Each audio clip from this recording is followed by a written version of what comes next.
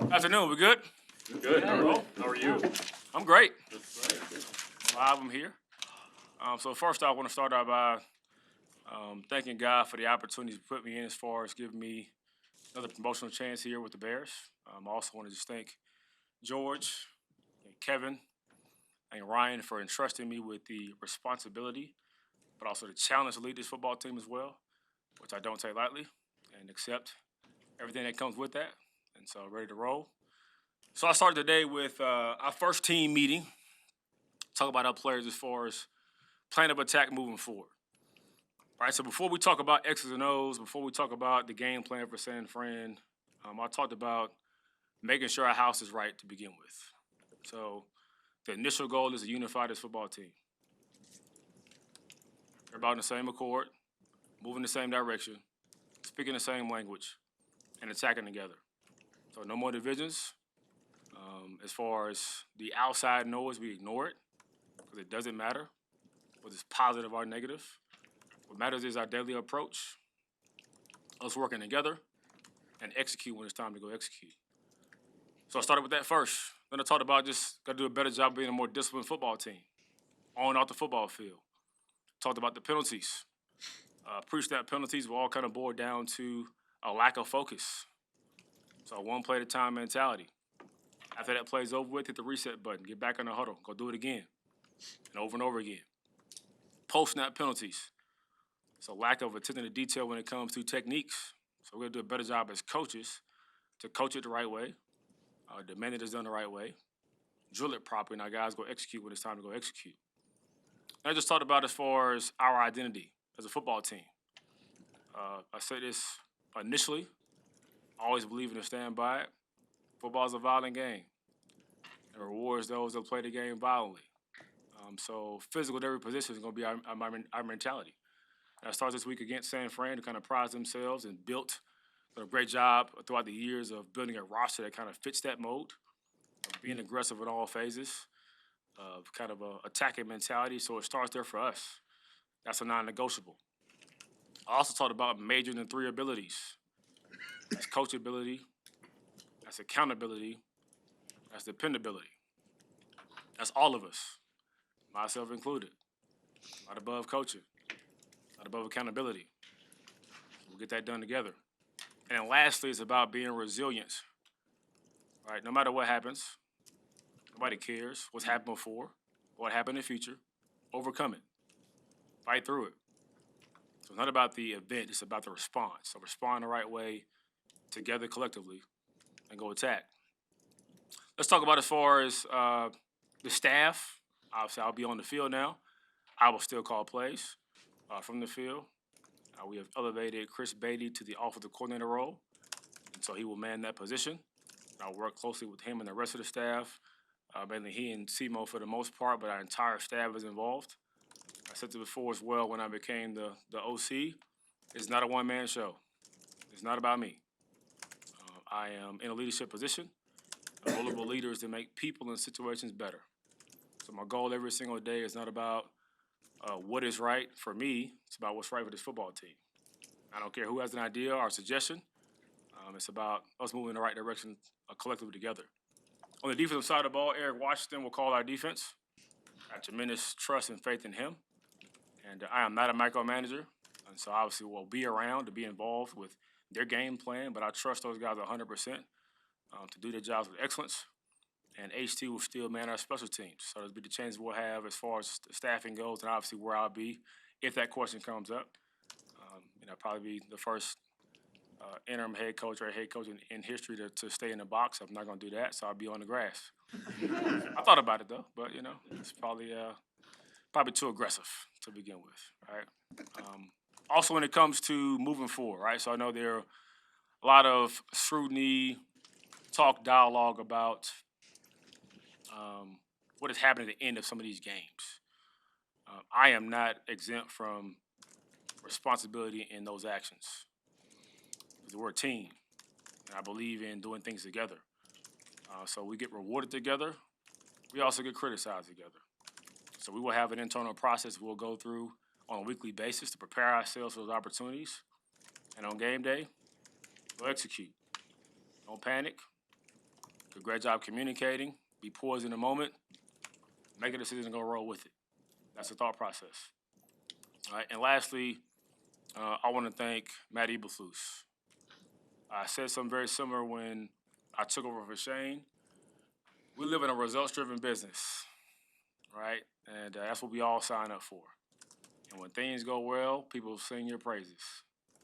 When things don't go well, they ask for your head. That's part of it.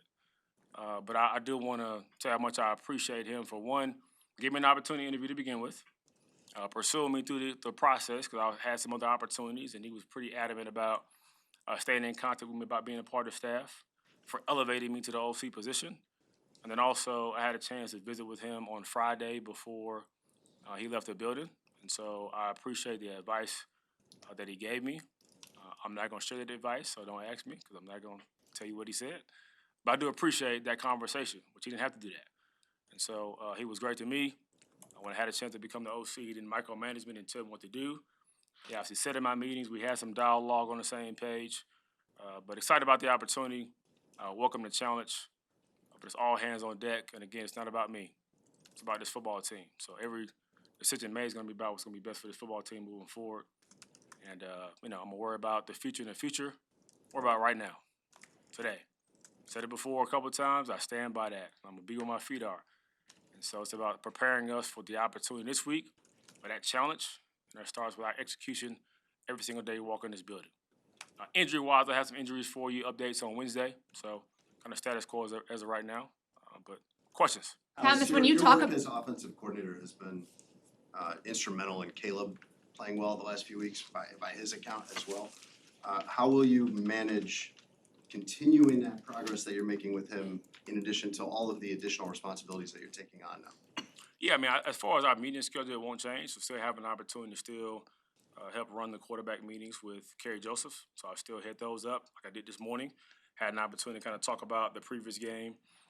And obviously on the grass, I'll still be heavily involved with that operation, individual drills, and obviously calling plays during practice. So a few more roles that I put on my plate, but that won't change at all.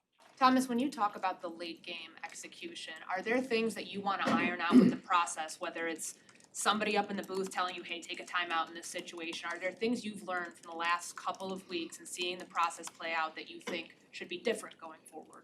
Yeah, I would say, like anything else we do, preparation is the key to success. So how we do throughout the week, we drill certain scenarios, we talk about it, we have a plan of attack, and when it's time to execute, we communicate properly on the headset, we make a decision, and we roll with it. Kevin Warren said that when just projecting it out, what they're looking for in a head coach beyond now is a decisive decision maker. In the short term, what makes you a decisive decision maker in tense situations? Yeah, I mean, so as far as the future goes and that process, that's out of my control, and so I do my best to avoid worrying about stuff I can't control because it's a waste of my time. So I can't control my approach every single day. What makes me decisive is I was raised by decisive decision makers. So my mother and my father were decisive. My older sister Nicole was very decisive.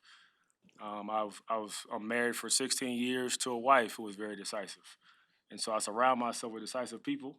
And I believe in just the process of how you go about things and how you communicate and how you execute those when it's time to go execute. Thomas, So I'm curious. this is Thomas, coming I'm curious in- about how your weekend went from the time you found out Friday that you were being promoted to the interim head coaching role until now. Like, what have you been doing to, I guess, prepare for all this in a very short amount of time? I take it moment by moment. So I obviously had a conversation on Friday when I sat down with George and Kevin and Ryan about this decision being made. Didn't know about it, which I think is what Kevin mentioned before, is the importance of a proper process so you respect people the right way. So there was, no heads up given or was a heads up needed. But I think being able to have a chance to get the information, address the staff briefly. I'd already planned to go home. So my first question was, do I have any obligations this weekend? My flight still leaves at 4 o'clock. And so I haven't seen my family in a month and a half, haven't been home all year. And so I had a chance to go home and spend time with them, which is my motivation, my support system. And so I had a really good time with them. Tried to relax as much as I could, but you can obviously guess there was some thoughts going through my brain that probably weren't there before. But excited about the opportunity. Always great to spend time with the family. Came back late last night. Woke up this morning ready to roll. You mentioned, Thomas, Thomas, how do you sort of get Caleb back in the right headspace for the final stretch of his rookie season? How do you restore order in his world when he's had 3 weeks of total commotion? Being consistent. And so we all have to make adjustments. Life is ever changing, but it's not an excuse. Or make excuses. So I think being able to communicate effectively, to be on the same page, to continue to find ways to demand that we do things the right way, but also taking it one play at a time, one day at a time. Coach, are there any tangible things that you put into place when you talk about bringing the team together, make sure you pull in the same direction and eliminating any divisions? Are there any tangible things you put into place with that? To me, I think it's about just a daily approach and being able to echo that message within every unit. Obviously, myself manning up the offense, Eric with the defense, HC from a special team standpoint, so we're all on the same page, saying the same message. But also, the best teams are player-led football teams. So when it comes down to it, it always has been, always will be a players league. So getting those guys to understand the importance of the family and family business, staying in family business. Kind of made the association this morning about being in my house, and I have some phenomenal neighbors around me, but they have no idea what happens in my house because it's not their business. And so we're in this thing together. We communicate together. I want those guys to understand that they always have a doorway and a path to come communicate with me. I will not just do whatever they ask me to do. That's not how it works. But every thought process is about to be able to understand how to resolve problems, how to make people in the situation better so we can get a better result. Thomas, you mentioned the divisions like Herb was talking about. Did you notice divisions in the locker room? Is that something you were hoping to guard against or get right away? Well, I think naturally what happens is when you don't have success, there's division because there's outside noise. And so I mentioned this in the team meeting room, but also in the quarterback room about the importance of controlling your thoughts and having self-talk because it's easy for doubt to seep in. There's tons of negativity outside of these walls, which is why I tell them all the time I don't even see or hear anything that happens on purpose. People send me stuff and I delete it immediately because I really don't care whether it's positive or negative. It doesn't affect my job. And so being able to be focused on our task at hand, doing it together for each other is the overall goal. Stick with the same captains, 8 captains, any changes with that? No changes with that now. Thomas, you've obviously been a candidate for head coaching jobs before. What does it mean to have both this audition for yourself personally, then obviously the opportunity after this to be considered for the full-time job? Yeah, so I said at the beginning, man, I wanted to thank God for the opportunity that He's presented me with because I can't complain about prayers being answered in certain different orders, or maybe what some people might say the not ideal scenario. But again, I live every day to be at my best for those around me. And so every job I've had that's led into the past, in the future, has been based on the current work I do. So that's all I care about. I'm not worried about what happens in 5 weeks. I really don't. That's not even in my thought process. I'm focused on this very moment and how to do the best job I can for this football team to help to lead these guys the right way and go have success.